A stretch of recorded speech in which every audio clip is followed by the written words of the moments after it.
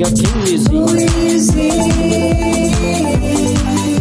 There comes the raging sea. Who is he?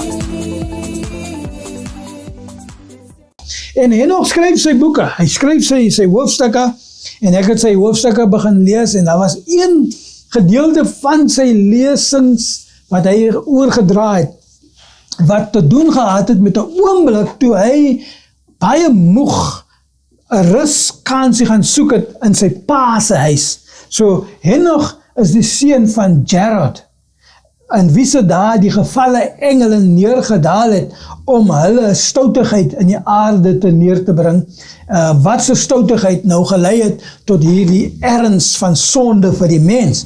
En terwyl Henoch in sy pa se huis lê en slaap om te rus, gee die Here vir hom 2 drome, en in hierdie 2 drome sien hy die toekoms vorentoe, maar hy sien dit vanuit die oogpunt van die begin van Adam en Eva se bestaan, tot en met die vloed van Noag, wat toekomstig sou wees in Henoch se tyd.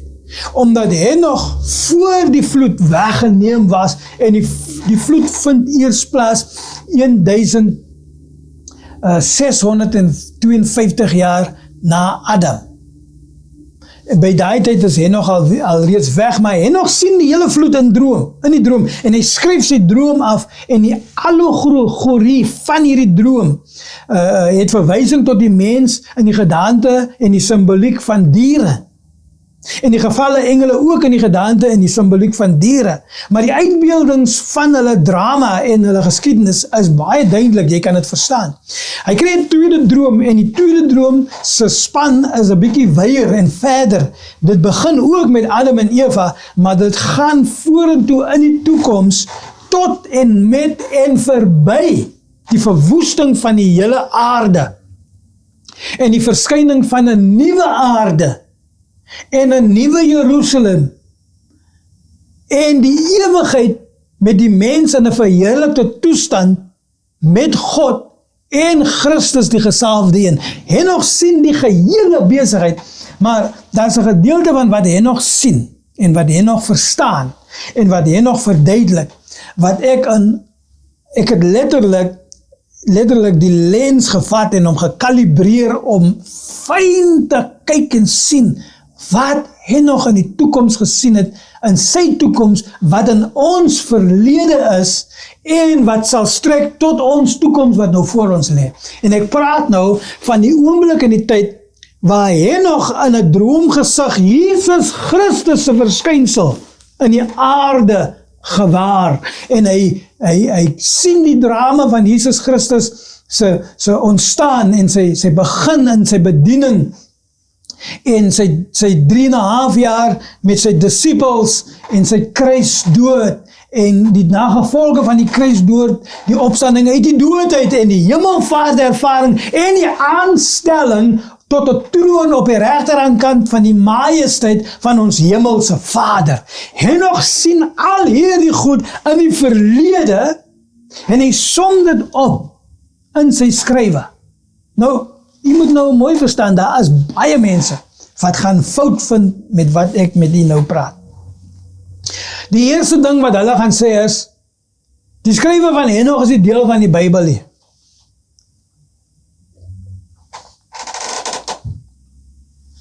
So there's such a thing as the canon of the Bible.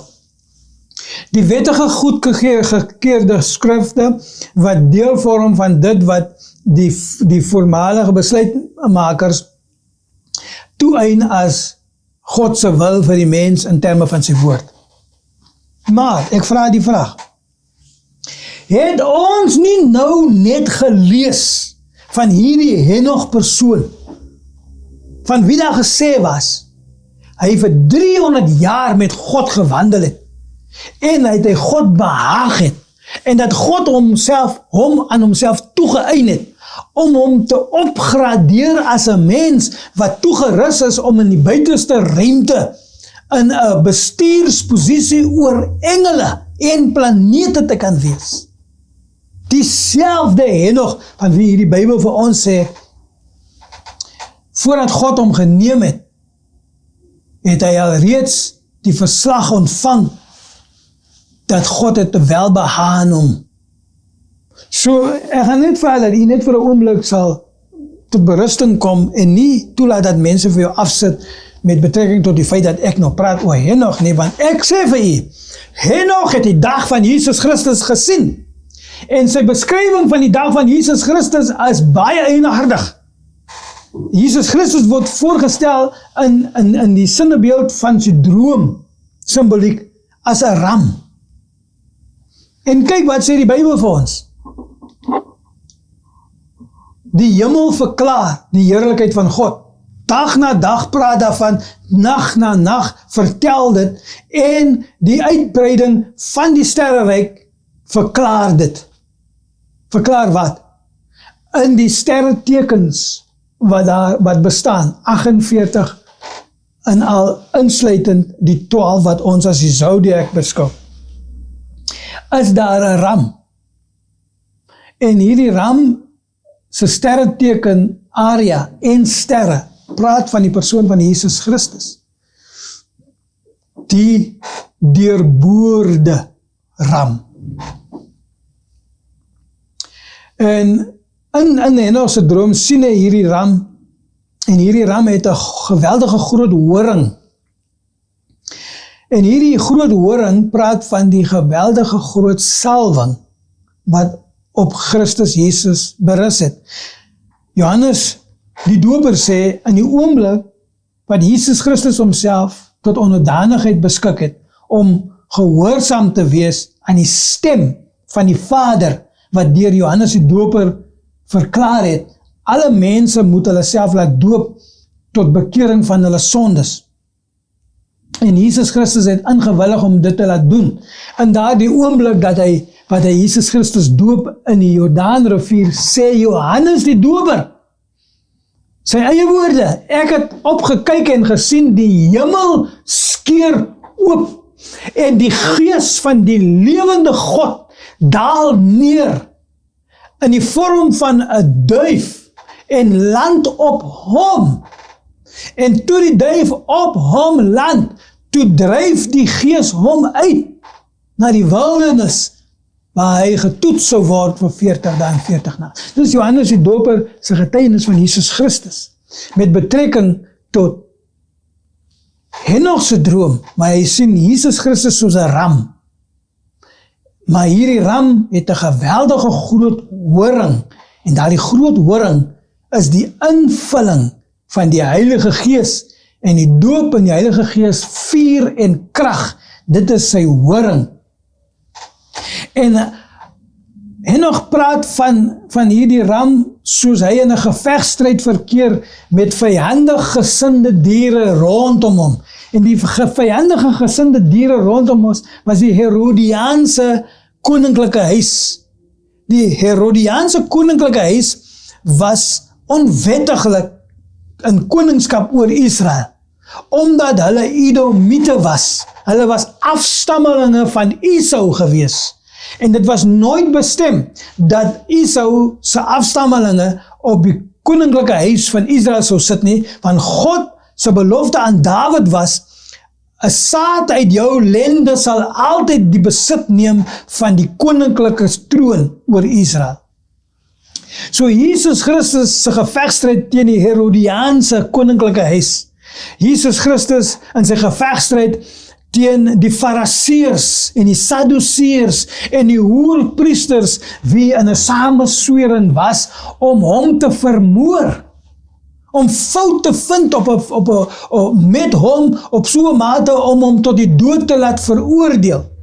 En Jesus Christus in sy gevegstryd teen die Romeinse owerhede, wie as 'n volksvreemde nasie die oorhand deur dominansie en manipulasie oor Israel gehad het. En Pontius Pilatus was die Romeinse gouverneur gewees.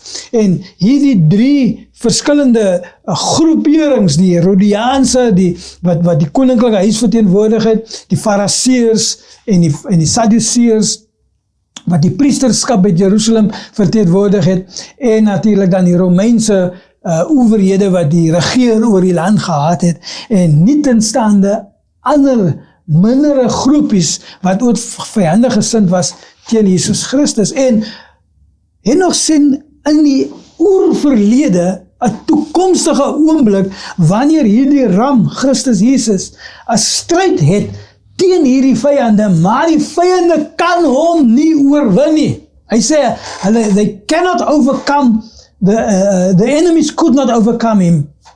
Maar dan sê hy nog iets eienaardig. Hy sê, hierdie ram het begin uitroep vir hulp tot die hemel. His cries for aid was heard by the Heavenly Father, and help was authorized by the Heavenly Father, and a sword was extended to him, so that with this sword he may continue to prevail over all his enemies. So dit is die droom, insigte wat Henoch het van die tyd toekomstig, wanneer Jesus Christus in 33 na Christus na die kruis sou gaan. Nou, daai kruis lyk asof dit 'n verloorslag was. Maar dit was nie 'n verloorslag nie. Dit was eintlik die oormatige oorwinning wat behaal was, omdat die oorwinning bepaal was deur die wet. Die wet moes versadig word in sy eis teen die mensdom vir die skuld van sonde.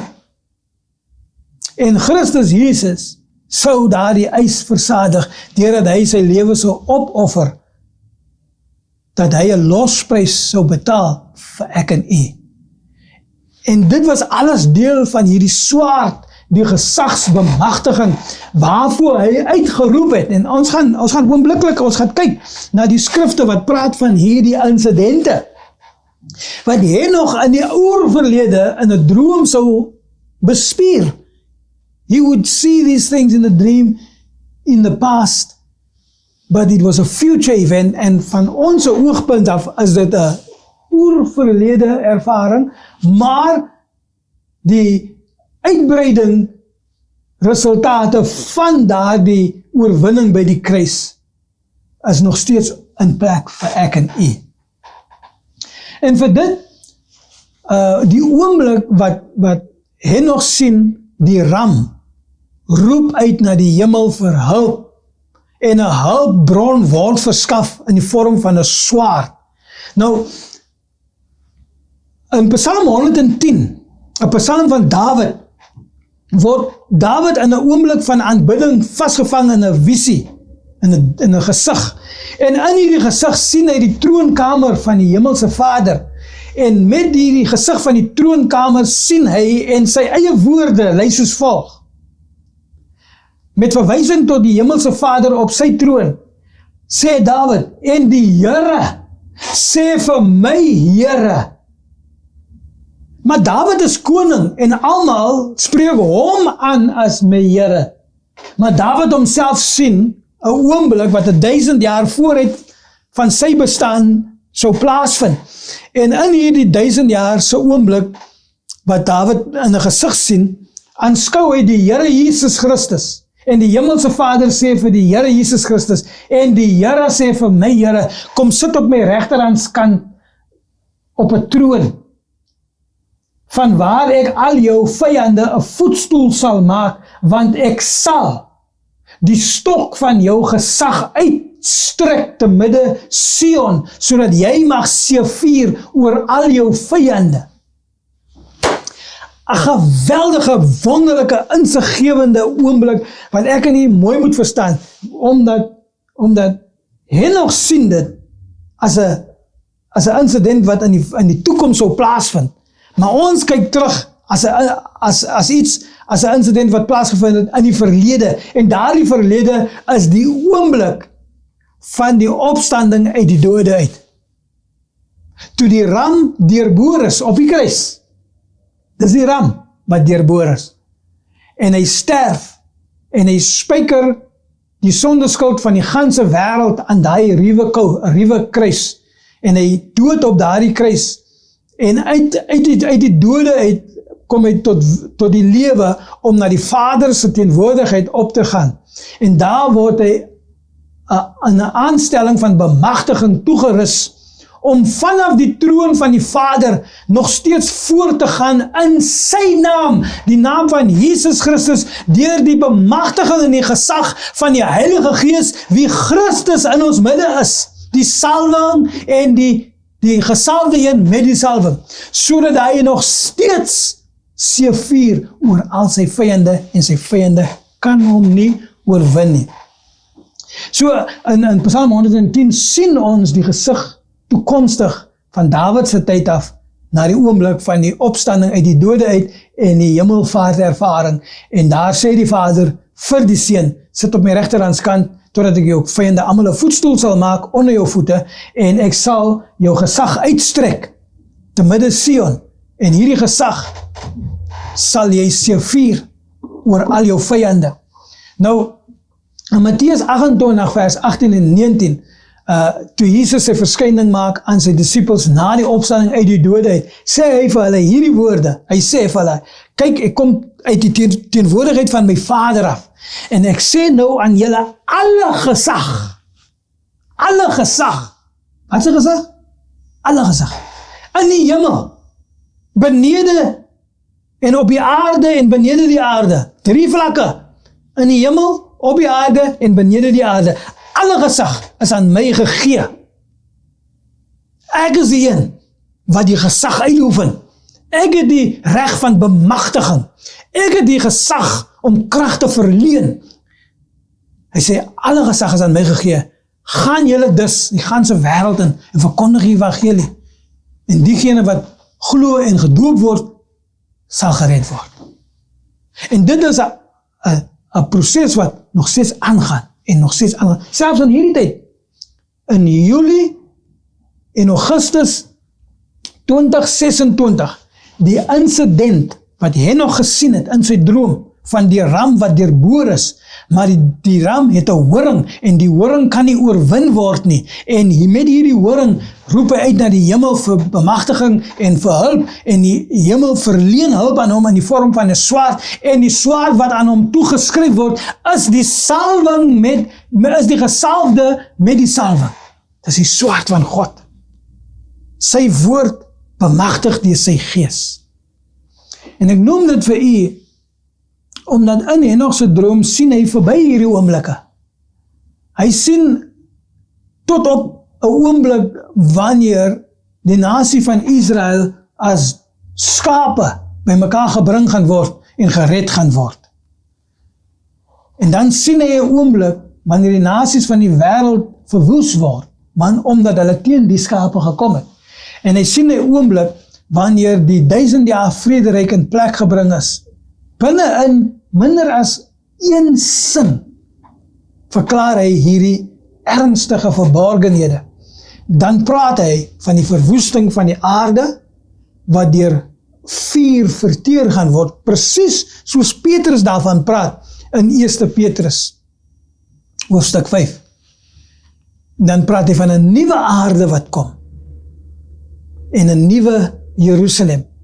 En diegene wie deur geloof in Jesus Christus gered was, die verheerlikte toestand sal betree, om ewige wesens te word, onverganklik en onbedorwe. Henok sien dit als. En die oomblik van die oorhandiging, wanneer Jesus tot berusting kom, in terme van die werk wat hy verrig het, op die kruis, en as gevolg van sy opstanding uit die doodheid, en as gevolg van die feit dat hy die hemel betree het, en op die regterhandkant van die Vader se troon gaan sit het, lees ons die volgende woorde in 1 Korintiërs 15. Ek lees vanaf vers 24, ek gaan dit in Engels lees. Vers 24 sê, then comes the end, when he, Christ Jesus, delivers the kingdom to God the Father, when he puts an end to all rule and all authority and power. For he, Jesus Christ, must reign till he has put all enemies under his feet. And the last enemy that will be destroyed is death. For he has put all things under his feet. But when he says all things are put under him, it is evident that he who put all things under him is accepted. Wat dit beteken in hy vers 27 is dat, dis nou 'n onderskeid tussen die hemelse Vader en Jesus Christus die Seun van God. So alle dinge is onder Jesus Christus se voete gesit, behalwe die Vader self. Omdat die Vader se gesagsposisie groter en hoër is as die Seuns se posisie. En die Seun sal die gesag behou totdat die oomblik wanneer hy dit terug sal besorg aan die Vader self. Vers 28 said, now when all things are made subject to him, then the Son himself will also be subject to him. So let me read that with words, with names. Now when all things are made subject to Jesus Christ, then Jesus Christ himself will also be subject to God the Father, who has put all things under him, that God may be all in all. En hierdie gedagtes, hierdie idees, ek is nou nie seker hoeveel tyd ek nog oor het nie, ek wil net seker maak dat ek die gedagte mooi kan afrond vir u. Wat ek mee begin het was Henok, wonderlike man, in ons tyd 5000 jaar oud. Elia, wonderlike man van God, in ons tyd net so oor die 3000 jaar oud. Johannes die geliefde, 'n wonderlike man van God, in ons tyd net so oor die 2000 jaar oud. Hulle het almal hierdie oomblikke van Jesus se bestuur gesien.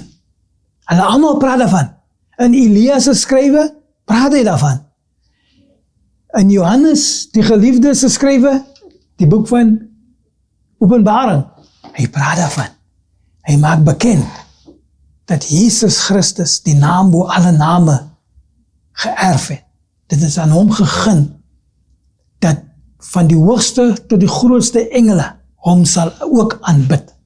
En hierdie selfde Jesus Christus het vir ons 'n plek saam met hom aan tafel met die Vader voorberei.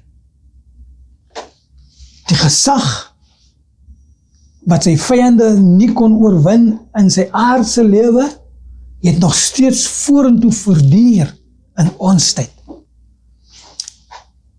Die oomblik toe die ram met hierdie groot horing uitgeroep het in gebed na die hemel vir hulp, toe het die Vader die hulp verleen deurdat hy die Heilige Gees gegee het. En die Heilige Gees het gekom. In die boek van Handelinge 10 skryf die apostel, hy sê, dit wat begin het by die Jordaan met Johannes die doper se doop van Jesus Christus, wie God na Israel toe gestuur het om vrede te verklaar. Dan sê dit, hoe God hom gedoop het met die Heilige Gees en vuurkrag. En hy het rondgegaan en goed gedoen en almal genees wie verdruk was deur die duiwel. Want God was met hom gewees. So hierdie swaard wat aan hom verleen was, waarvan Dawid in Psalm 10 sê, sit op my regterhandskant, totdat ek jou vyande 'n voetbankie sal maak, want ek sal dan die staf, die stok, die swaard van jou krag uitstrek te midde Sion, sodat jy mag seëvier oor jou vyande, so that you may have the victory over all your enemies. So, where's the enemies? The enemies amongst us. The enemies is here. The enemies of sickness, the enemies of disease, the enemies of melancholy, the enemies of depression, the enemies of lack, the enemies, all the enemies that are arrayed against humanity is the enemies of Christ. And the thing that overcomes them is the anointing The anointed one who is with the saints of God, who is with the servants of God. That anointing, that anointed one and anointing is the sword that overcomes all the enemies. Jesus sê, daar is nie 'n gesag in die hemel, op die aarde of benede die aarde, wat nie onderworpe is aan sy naam nie. Dis sê hy vir ons, in my naam gaan en drywe duiwels uit. In my naam praat in ander tale. In my naam lê hande op die siekes, hulle sal genees word. In my naam neem dodelike slange op, hulle sal jou nie skade laat ly nie. In my naam sal hulle gifstowwe kan drink en nie dood nie. In my naam, in die naam van Jesus Christus. Want gepaard met die naam van Jesus Christus is die woord wat die swaard van die Gees is en die salwing wat die krag van die Gees is. Dit het nog nooit geëindig. Die ram sê vuur nog steeds. En in die droom van Henoch sien hy verby die tweede koms.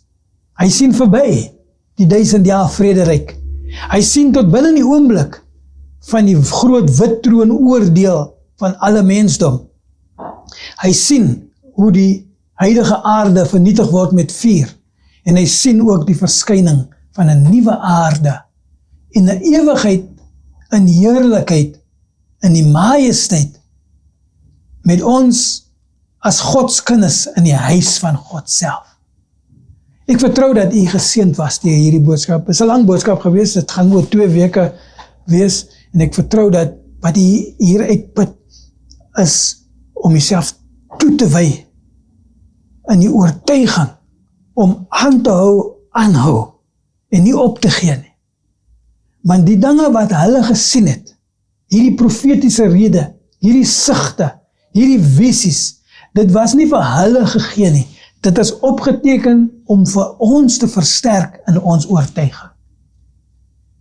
So, prys die Here. In Johannes 12, vers 27, ek wil afsluit met hierdie woorde. Net nadat Jesus Lazarus uit die dode het opgewek het, word hier die drama aan ons bekend gemaak. En ek lees vir ons vanaf vers 27 en dit sê, Jesus het gaan bid. En terwyl hy bid, sê hy die volgende woorde: The hour has come that the Son of Man must be glorified. Most assuredly I say to you, unless a grain of wheat falls into the ground and dies, it remains alone. But if it dies, it produces much more grain. He who loves his life will lose it, and he who hates his life in this world will keep it for eternal life. If anyone serves me, let him follow me. Where I am, there my servant will be also. If anyone serves me, him my Father will honor. Verse 27. My soul is troubled, and what shall I say? Father, save me from this hour. But for this purpose I came to this hour. Father, glorify your name.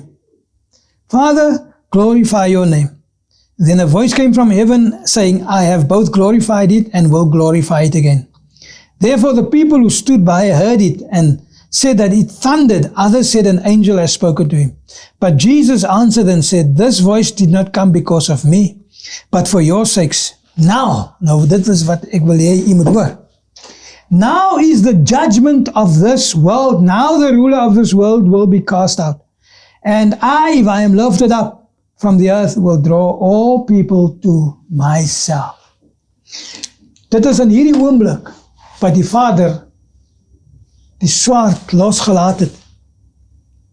Die swaard sou die skaapwagter slaan.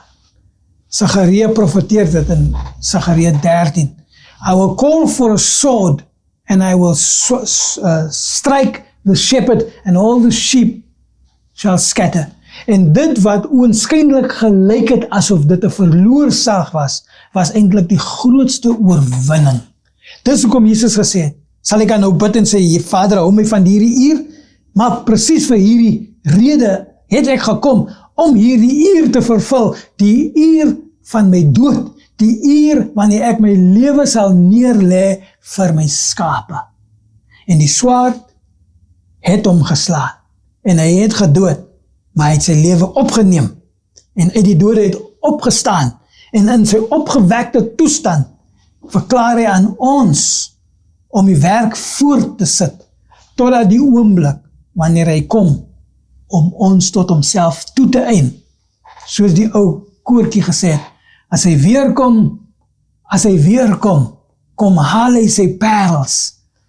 Al sy parels, fraaie parels vir Jesus se kroon. Ek en u, ons is daai parels. Maar kom ons hou ons besig met die werk om hierdie salwing waarmee hy ons toegerus het, te gebruik om oorwinnings te behaal vir ander mense wat gebukkend gaan onder die sondelas en die duiwelse sweephoue. Kom ons bid. Vader in die hemel, ons dankie, soos ons onsself verbind om u te eer met lewens van gehoorsaamheid. Dankie my God dat ons die vrede in ons harte het, dat ons met u in versoening is en dat u ons gepas vind as die toerusting van die Heilige Gees om die siele oes in te samel in hierdie 2026. Bemagtig ons, Here, geef ons drome en gesigte, help ons om te verstaan en om te sien dat hierdie wêreld nie ons eindbestemming is nie. Dit wat u voorberei het, is veel beter. Ons verheerlik u, ons loof u, ons prys u, in Jesus naam. Amen. Who